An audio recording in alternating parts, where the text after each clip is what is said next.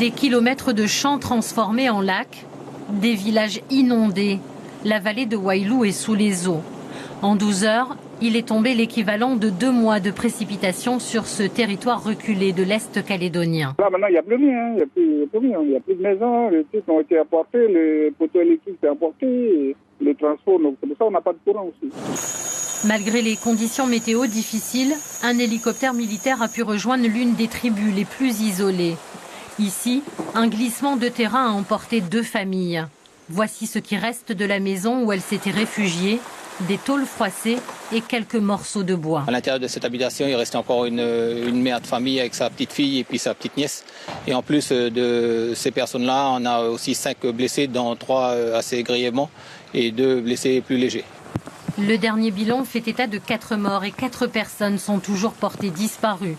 En tout, ce sont 5 habitations qui ont été emportées par les glissements de terrain. On a entendu comme un bruit de tonnerre, on pensait que c'était le tonnerre et ça s'est éboulé. Vous avez eu peur? Oui, parce que nos chambres, elles sont juste derrière, vous voyez.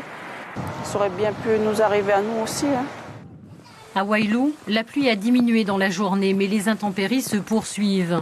Coupure d'électricité, routes impraticables.